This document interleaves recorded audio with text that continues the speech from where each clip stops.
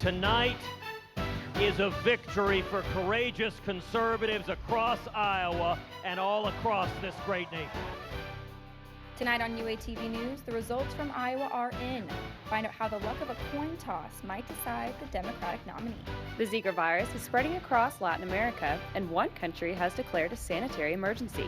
The details coming up. And people are working to save energy here on campus. All this here and more as UATV starts right now.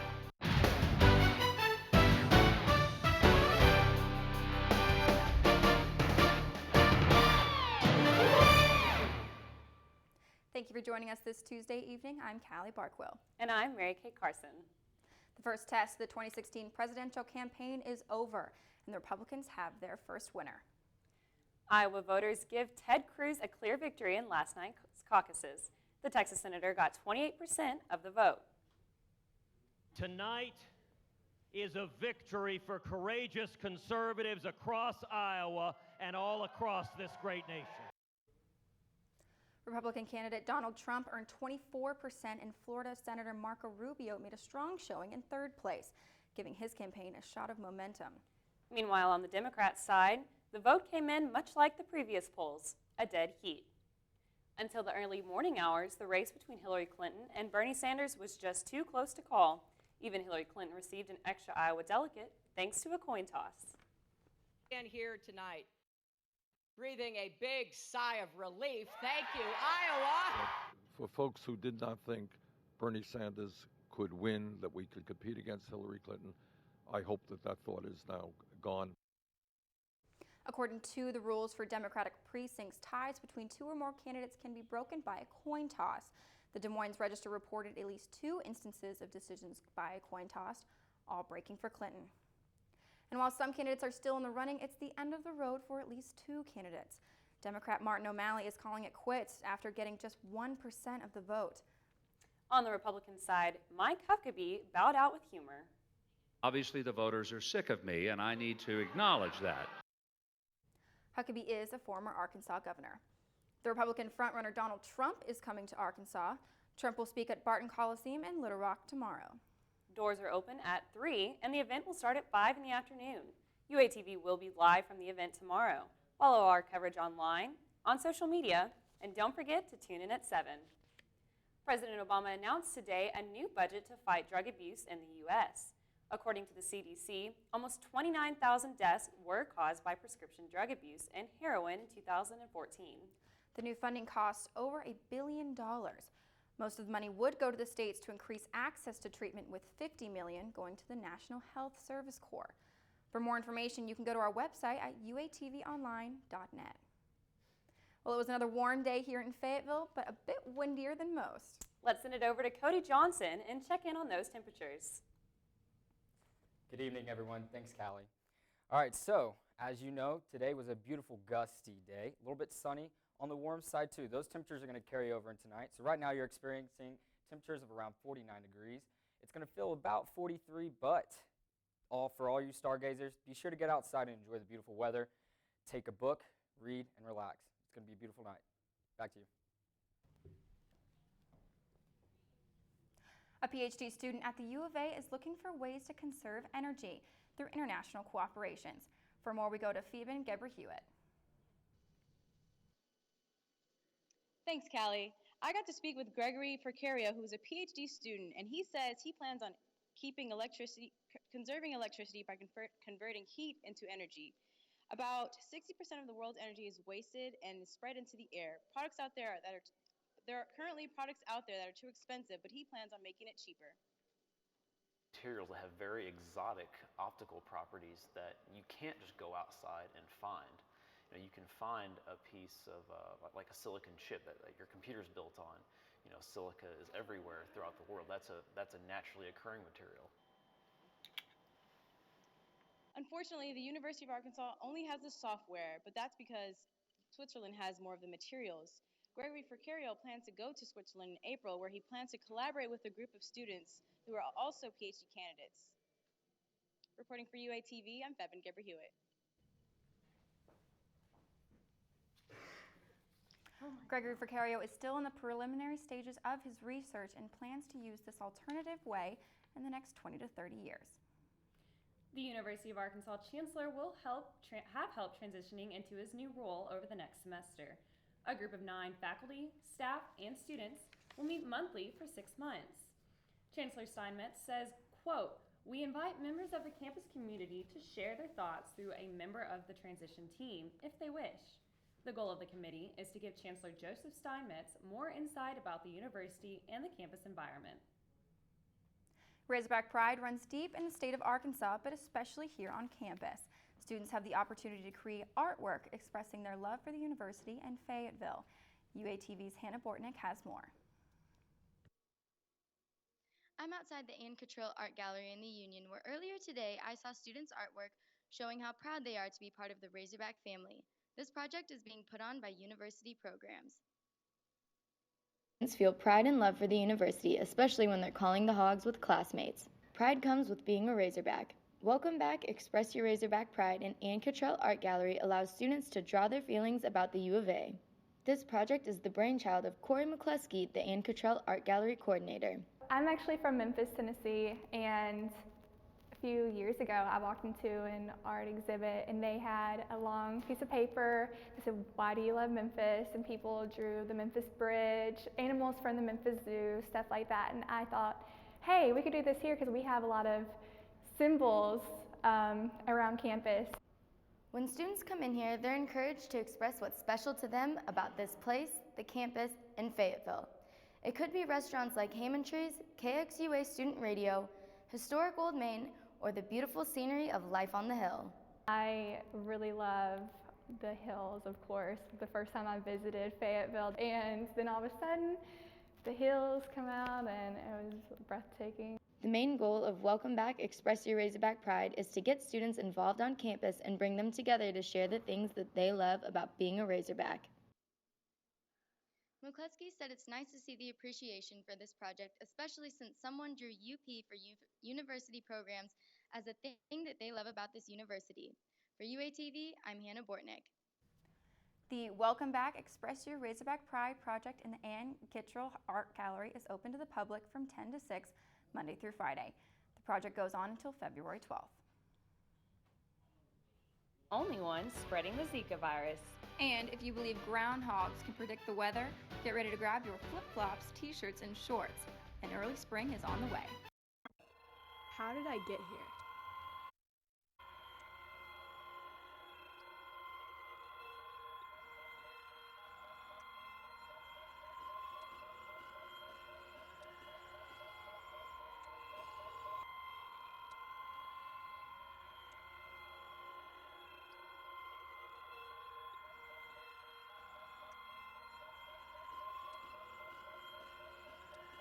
One pill is enough. Don't sell your prescription.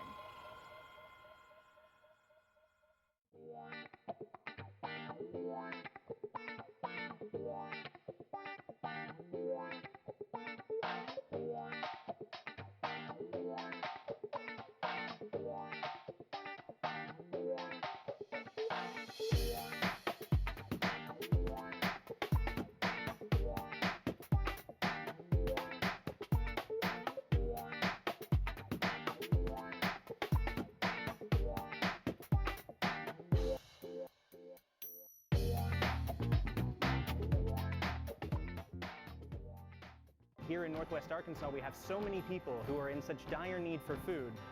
Why are we throwing this away? Razorback Food Recovery was started by a group of students as a registered student organization. We were then adopted by the Volunteer Action Center, and they took over the program and made it one of their signature programs. We give food to about 4 or 5 organizations. We've collected about 21,000 pounds throughout the university. It's surplus food that was created at a high standard of quality by Chartwells here. It was fed to our students. Our students appreciate the food, so why wouldn't other people appreciate it?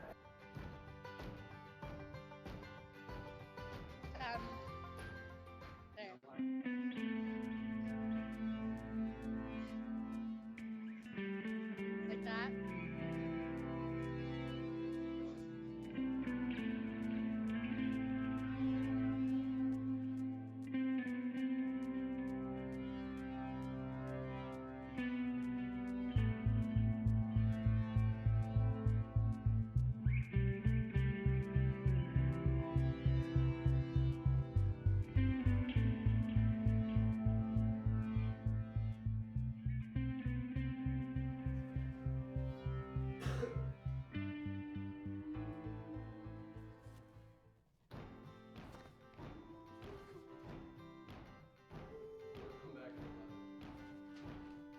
Volunteer Action Center lists all local volunteer opportunities. There are plenty of options guaranteed to fit your interests. Volunteering is a great way to stay engaged with your community.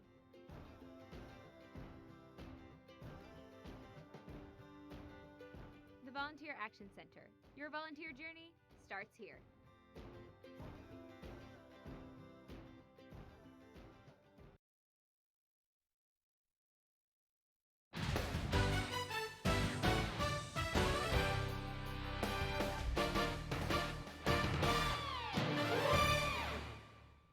It is confirmed that the Zika virus was transmitted through sexual content this year in Texas. Dallas County says the patient was infected after having sexual contact with someone from a country where the virus is present. Before now, there have only been 2 documented cases linking Zika to sex. One of the 2 cases came from the U.S. The president of Honduras has issued a sanitary emergency in order to fight the Zika virus that is rapidly spreading throughout Latin America. Juan Orlando Hernandez called on all mayors across the country to join forces to make coordinated efforts to target the mosquito that transmits the disease.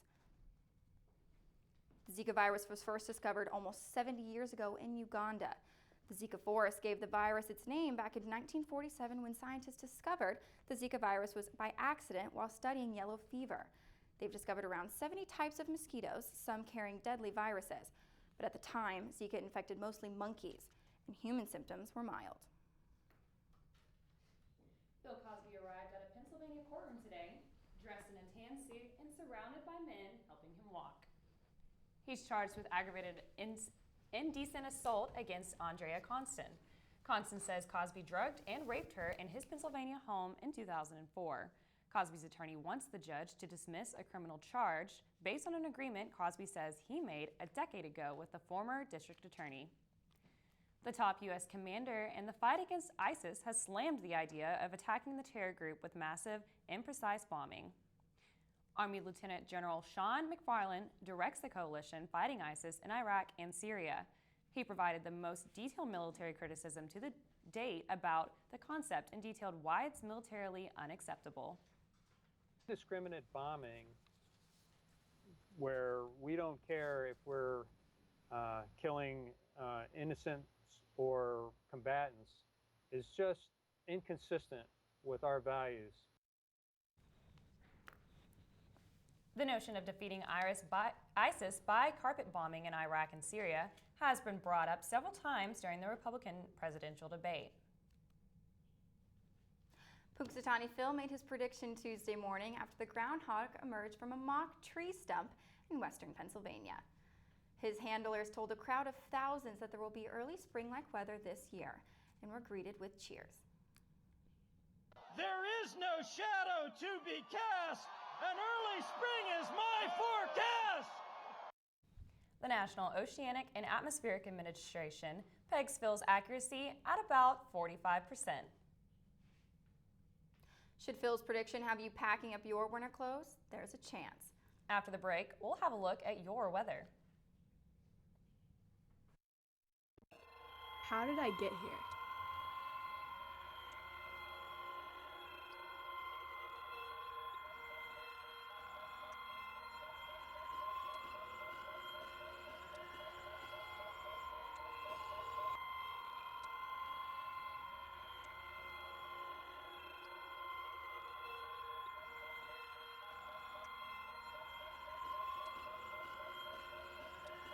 One pill is enough. Don't sell your prescription.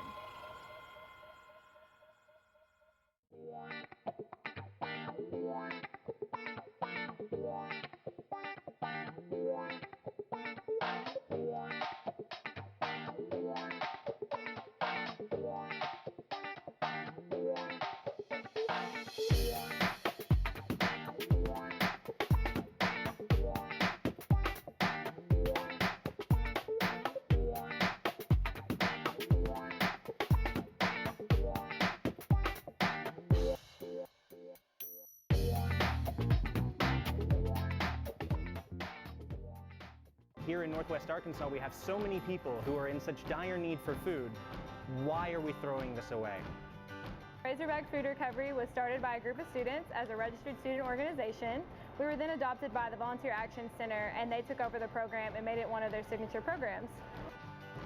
We give food to about 4 or 5 organizations. We've collected about 21,000 pounds throughout the university. It's surplus food that was created at a high standard of quality by Chartwells here. It was fed to our students. Our students appreciate the food, so why wouldn't other people appreciate it?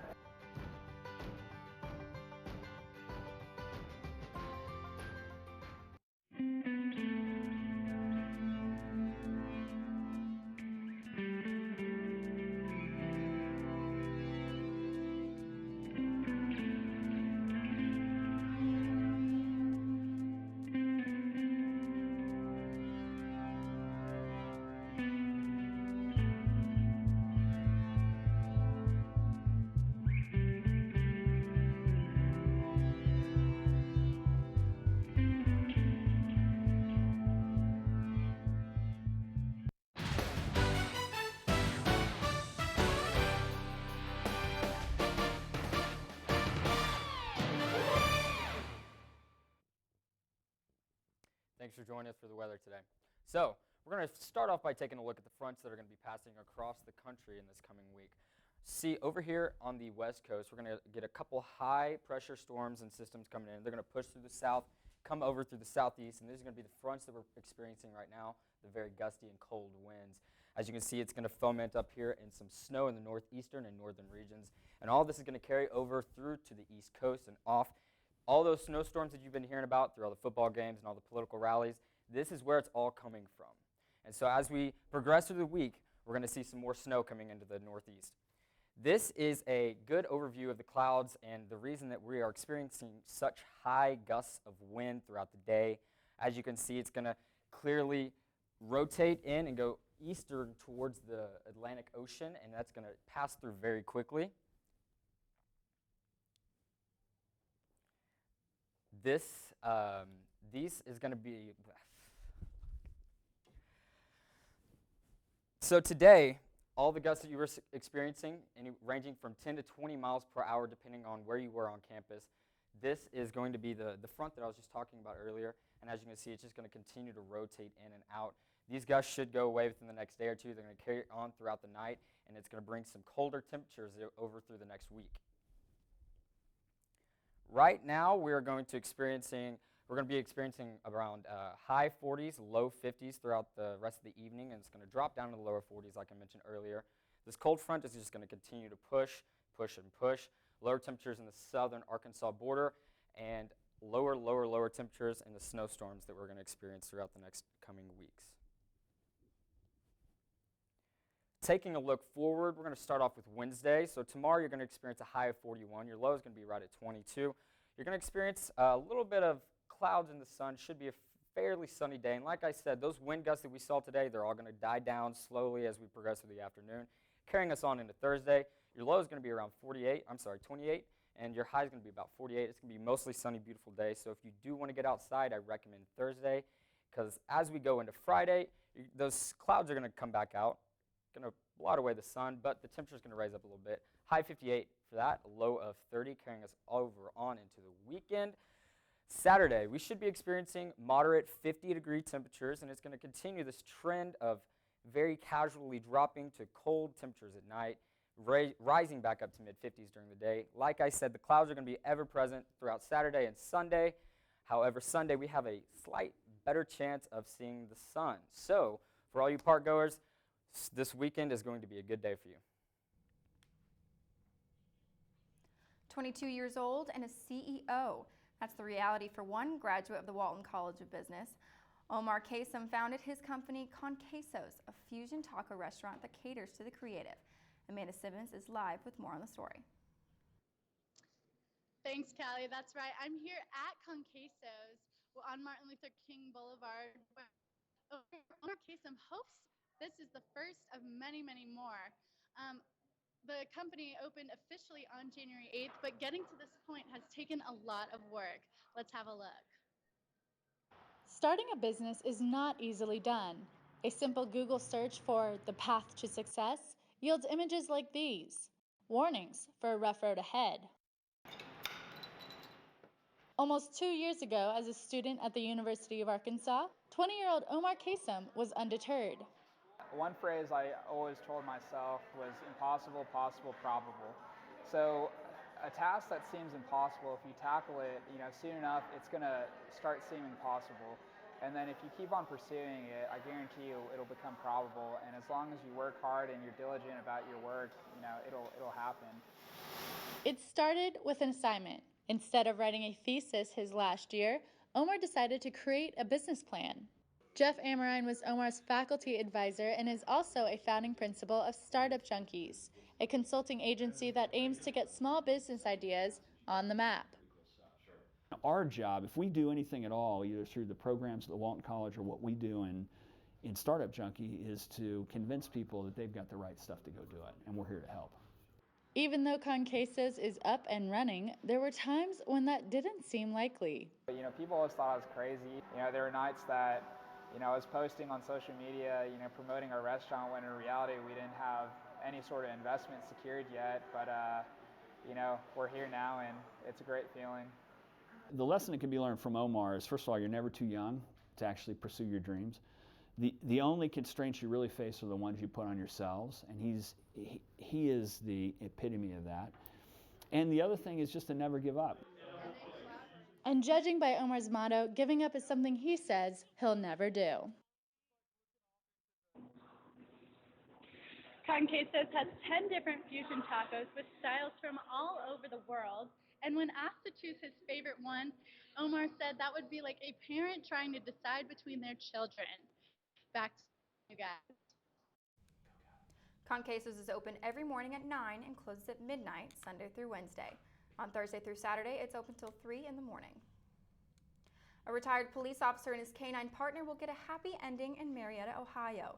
Matthew Hickey developed a bond with his dog, Ajax, during 3 years of service, but couldn't keep him after retirement. However, through a GoFundMe page, over $60,000 was raised, and Hickey was able to work out a deal with the Marietta Police Department to keep Ajax. The legal blood alcohol level may be lowered. At least that's what the National Transportation Safety Board is pushing for. It's asking states to lower their legal limit from 0.08 to 0.05. They say it's a way to reduce alcohol-related road accidents. In the last 15 years, 1/3 of all highway deaths involved alcohol.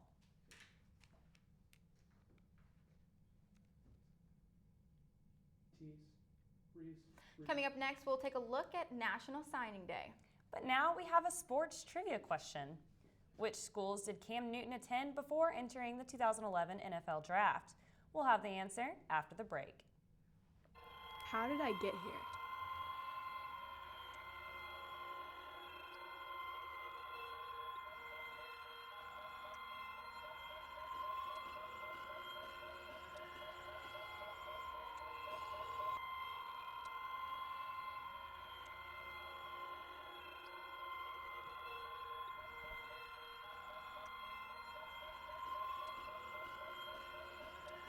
One pill is enough.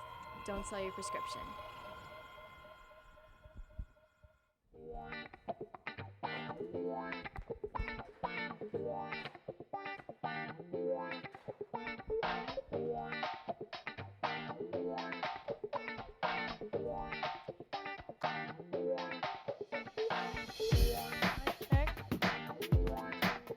Mic check, mic check.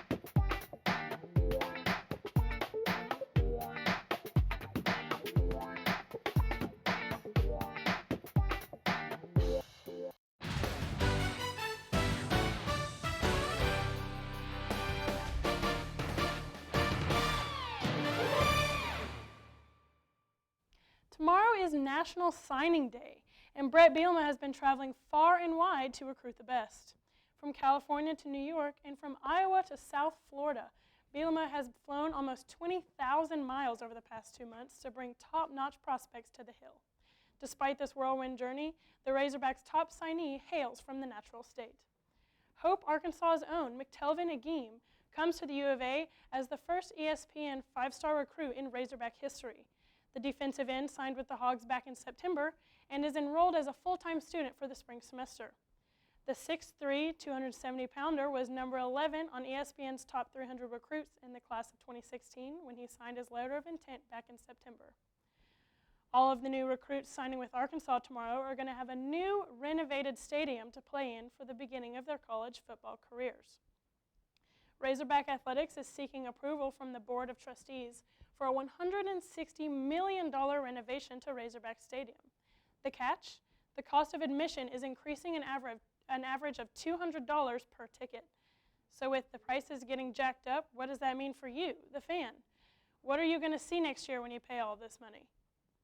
Here's a look at the home schedule. The Hogs are facing off against 4 SEC teams at Razorback Stadium for the first time in history.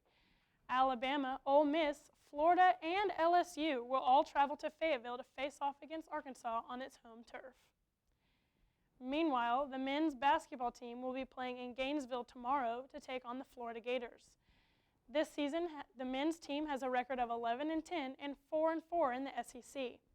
The record hasn't shown, but this year's squad is better offensively.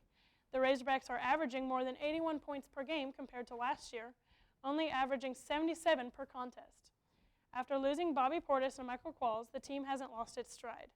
With the addition of Dusty Hannas, who's averaging 17 points per game, the team is ranked 23rd in offense in the nation. Hannas, Moses Kingsley, and Anthon Bell are the only trio in college basketball to each average more than 16 points per game. Now some baseball news. Razorback baseball season is starting February 19th, and the Diamond Hogs are once again in the top 25. The latest preseason poll, USA Today, has Arkansas ranked at number 22 after last season's trip to Omaha for the College World Series. The Diamond Hogs are also ranked 24 in collegiate basketball rankings and 25 in the D1 baseball preseason rankings. Cam Newton is getting ready for Super Bowl 50 along with all Panther players. Newton has the chance to be the first NFL player to win a junior college national championship, Heisman Trophy, college football national championship, NFL MVP, and a Super Bowl. To do it, he needs to beat Peyton Manning and the Broncos. Kickoff is Sunday at 5:30 on CBS. Now for the answer to today's trivia question. Which 3 colleges did Cam Newton attend before entering the NFL draft? The answer is Florida, Blinn College, and Auburn. He's well-traveled and disliked by many, but he does win everywhere he goes. Well, that's it for sports. After the break, we'll have one more look at your weather. How did I get here?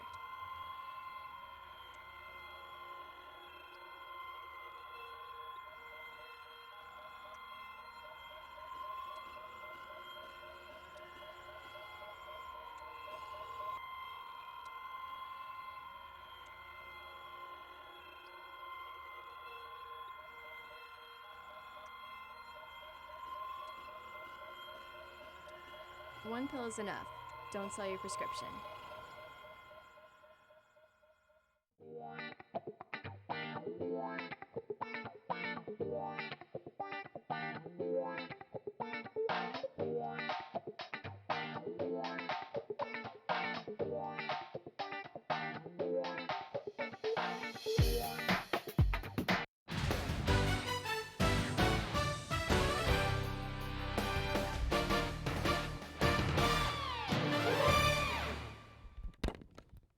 Back, everyone. We're going to take a quick look at the temperatures and weather you'll be experiencing tomorrow at 9 o'clock in the morning. It's going to be about 32 degrees, although it will feel more like 28 because of the high cloud cover. I recommend a light to mid-weight jacket because as we go to noon, the temperature is going to rise a little bit. The sun is going to come out just a little bit more. You're going to be experiencing 37 degrees, although, like I said, it will feel a little bit more chilly, so probably around 35 degrees. But do enjoy that weather because as we go on throughout the day, it's actually going to hide behind the clouds a little bit more again. This time, the temperature will be about 40 degrees, with a 37-degree wind chill. That's all I have for you tomorrow. Well, that will do it for us here at UATV News. I'm Callie Barkwill. And I'm Mary Kit Carson. Have a great night.